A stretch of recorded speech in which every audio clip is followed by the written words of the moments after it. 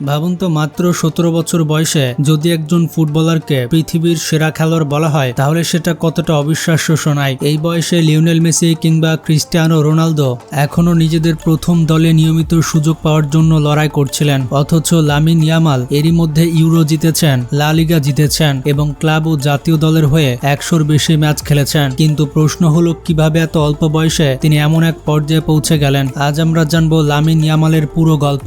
এই গল্পের সব থেকে অবিশ্বাস্য অংশ শুরু হয় 2007 সালে।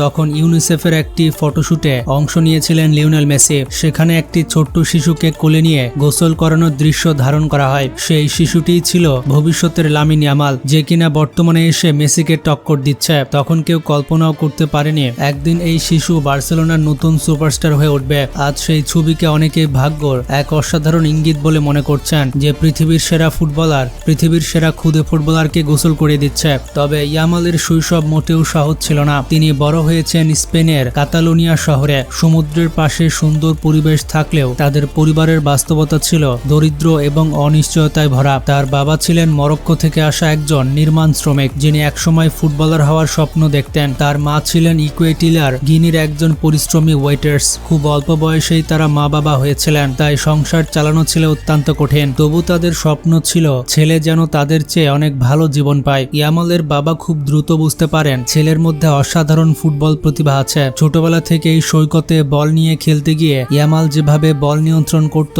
সেটি ছিল একেবারে স্বাভাবিকের বাইরে। তাই পরিবার বুঝে যায় এই ছেলের ভবিষ্যৎ হয়তো বইয়ের পাতায় নয়, ফুটবল মাঠেই লেখা থাকবে। মাত্র 4 বছর বয়সে ইয়ামাল স্থানীয় ক্লাব সিএফ লা তেরুতেতে যোগ দেন। সেখানে শুরু থেকেই তিনি অন্য সবার থেকে আলাদা ছিলেন। যেখানে তার সমবয়সীরা ভুল করার ভয়ে ভীত থাকত, সেখানে ইয়ামাল খেলতেন নির্ভয়ে, আত্মবিশ্বাসের সঙ্গে। ড্রিবলিং, গতি আর অসাধারণ ফুটবল বুদ্ধিমত্তা দিয়ে তিনি একের পর এক গোল করতে থাকেন। মাত্র কয়েক বছরের মধ্যেই স্পেনের বড় বড় ক্লাবের নজরে চলে আসেন। 7 বছর পূর্ণ হওয়ার আগেই রিয়াল মাদ্রিদ, ভ্যালেন্সিয়া, অ্যাসনিওল সহ অনেক ক্লাব তাকে দলে নিতে আগ্রহ দেখায়। মজার বিষয় হলো ইয়ামালের বাবা ছিলেন রিয়াল মাদ্রিদের বড় সমর্থক এবং চাইতেন ছেলে রিয়াল মাদ্রিদে যোগ দিয়ে। কিন্তু ছোট্ট ইয়ামালের স্বপ্ন ছিল একটাই, বার্সেলোনা, কারণ তার আদর্শ ছিলেন রোনালদিনহো, নেইমার এবং অবশ্যই লিওনেল মেসি। তাই সব প্রস্তাব ফিরিয়ে দিয়ে তিনি যোগ দেন বিশ্বের অন্যতম সেরা ফুটবল একাডেমি লা মাসিয়ায় যোগ দেওয়ার পর যেন তার প্রতিভার বিস্ফোরণ ঘটে। প্রতিটি বয়সভিত্তিক দলে তিনি ছিলেন সবার থেকে অনেক এগিয়ে। কোচ অ্যালবার্ট পুইক একবার বলেছিলেন, প্রথমে ভেবেছিলাম সময়ের সঙ্গে অন্যরাও তার সমান হয়ে যাবে, কিন্তু হয়েছে ঠিক উল্টো।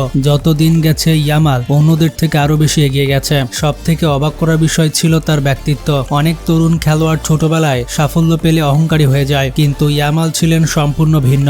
লা মাসিয়ায় দুর্দান্ত খেললেও তিনি আগের মতোই নিজের এলাকার বন্ধুদের সঙ্গে রাস্তায়, পার্কে এবং সৈকতে ফুটবল খেলতেন। বাইরের মানুষই জানতো না এই ছেলেটি ইউরোপের অন্যতম বড় প্রতিভা হয়ে উঠেছে। এরপর আসে সেই মুহূর্ত যখন পুরো স্পেন তাকে চিনতে শুরু করে। বয়সে বড়দের সঙ্গে খেললেও মাত্র 30 ম্যাচে 56 গোল করে ইয়ামাল। তখন বার্সেলোনা নিশ্চিত হয়ে যায় এই ছেলে ভবিষ্যতে ক্লাবের অন্যতম বড় তারকা হতে পারে। তাই তাকে লা মাসিয়ায় আবাসিক একাডেমিতে থাকার সুযোগ দেওয়া হয়, যাতে তার অনুশীলন, বিশ্রাম এবং জীবনযাত্রায় প্রতিটি বিষয় ক্লাবের নজরদারিতে থাকে। এর কিছুদিন পর একটি বড় যুব টুর্নামেন্টে বার্সেলোনার মুখোমুখি হয় লিভারপুল, জুভেন্টাস, বরুসিয়া ডর্টমুন্ড এবং রিয়াল মাদ্রিদের মতো শক্তিশালী দলের। পুরো টুর্নামেন্টে ইয়ামাল ছিলেন অপ্রতিরোধ্য। তিনি 7টি গোল করেন, রিয়াল মাদ্রিদের বিপক্ষে 6-1 ব্যবধানে জয়ের ম্যাচেও দারুণ পারফর্ম করেন এবং শেষ পর্যন্ত টুর্নামেন্টের সেরা খেলোয়াড় নির্বাচিত হন। এই পারফরমেন্সের পর স্পেন জাতীয় দলের কর্মকর্তারাও আর তাকে উপেক্ষা করতে পারেনি। বয়সে বড় অনূর্ধ্ব 15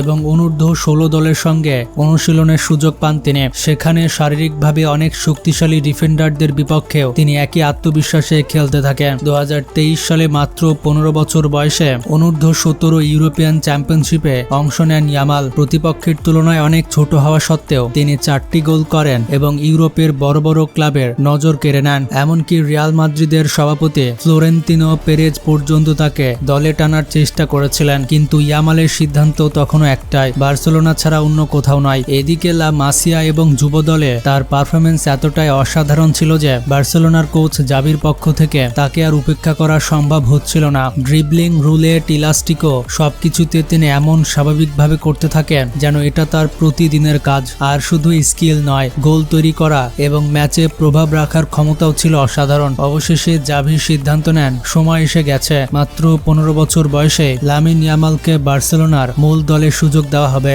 আর সেখান থেকেই শুরু হতে যাচ্ছে এক অধ্যায় যা খুবই অল্প সময়ের মধ্যে পুরো ফুটবল বিশ্বকে অবাক করে দিবে। এরপর যা ঘটলো তা যেন ফুটবল ইতিহাসের নতুন অধ্যায়। 2023 সালের শেষের দিকে বিশ্বের ক্রীড়া সাংবাদিকরা একমত হয়ে যান লামিন ইয়ামাল আর শুধু প্রতিভাবান কিশোর নন, মাত্র 16 বছর বয়সে তিনি মর্যাদাপূর্ণ গোল্ডেন বয় অ্যাওয়ার্ডের মনোনয়ন পান, যা ইউরোপের সেরা তরুণ ফুটবলারকে দেওয়া হয়। শুরুতে ইয়ামালের ড্রিবলিং, গতি আর সৃজনশীলতা সবাইকে মুগ্ধ করলেও গোলের সংখ্যা খুব বেশি ছিল না। কিন্তু নতুন বছর শুরু হতে যেন তিনি নিজের আরেকটি রূপ দেখালেন। টানা 2 মাসে কোপা দেল রে এবং সুপার কোপায় গোল করে সবথেকে কম বয়সী গোলদাতার রেকর্ড গড়েন। ধীরে ধীরে বার্সেলোনার ডান প্রান্ত পুরোপুরি নিজের করে নেন এবং দলের প্রথম একাদশের অন্যতম গুরুত্বপূর্ণ খেলোয়াড়ে পরিণত হন। 2024 সালের ফেব্রুয়ারিতে মাত্র 2 ম্যাচে 4টি গোলে সরাসরি অবদান রাখেন। তখন থেকে বিশ্ব গণমাধ্যম আর তাকে শুধু ভবিষ্যতের তারকা হিসেবে নয়, বরং বর্তমান সময়ের ম্যাচ জেতানোর মতো ফুটবলার হিসেবে দেখতে শুরু করে। এপ্রিল মাসে তিনি লা লিগার ইতিহাসে সর্বকনিষ্ঠ খেলোয়াড় হিসেবে এক মৌসুমে 10টি গোলে অবদান রাখার কীর্তি গড়েন। প্রতি সপ্তাহে যেন নতুন নতুন রেকর্ড ভাঙছিলেন ইয়ামাল। তবে আসল বিশ্ব অপেক্ষা করছিল 2024 সালের ইউরো চ্যাম্পিয়নশিপে। স্পেনের স্কোয়াডে জায়গা পেলেও তখন খুব কম মানুষে স্পেনকে শিরোপার দাবিদার মনে করেছিল, কারণ সেই দলে আগের মতো জাভি, ইনিয়েস্তা বা সার্জিও বুস্কেটসের মতো তারকার ছিল না। অন্যদিকে ফ্রান্স, ইংল্যান্ড, পর্তুগাল ও জার্মানিকে সবাই বেশি শক্তিশালী মনে করেছিল, কিন্তু সেই তরুণ স্পেন দলকে সবাই ভুল প্রমাণ করে। ইয়ামাল গ্রুপ পর্বের 3টি ম্যাচে শুরু থেকে খেলেন এবং স্পেন 3টি ম্যাচে জিতে কোনো গোল না খেয়ে নকআউট পর্বে উঠে। এরপর থেকে শুরু হয় ইয়ামালের আসল জাদু। জর্জিয়া ও জার্মানির বিপক্ষে গুরুত্বপূর্ণ অ্যাসিস্ট করে দলকে সেমিফাইনালে তোলেন। সেমিফাইনালে প্রতিপক্ষ ছিল কিলিয়ান এমবাপ্পের ফ্রান্স। ম্যাচের শুরুতে ফ্রান্স গোল করে এগিয়ে যায়, মনে হচ্ছিল স্পেনের স্বপ্ন এখানেই শেষ। কিন্তু ঠিক তখনই বল পায় লামিন ইয়ামাল। প্রায় 30 গজ দূর থেকে বল নিয়ে তিনি এক মুহূর্ত থামলেন, নিজের জন্য সামান্য জায়গা তৈরি করলেন। তারপর বাঁ পায়ের অসাধারণ কার্লিং শটে বল জড়িয়ে দিলেন জালে। পুরো স্টেডিয়াম স্তব্ধ হয়ে গিয়েছিল। অনেকে এটিকে ইউরো ইতিহাসের অন্যতম সেরা গোল বলে মনে করেন। সেই গোল শুধু ম্যাচের সমতা ফেরায়নি, পুরো স্পেন দলকে নতুন আত্মবিশ্বাস দিয়েছিল।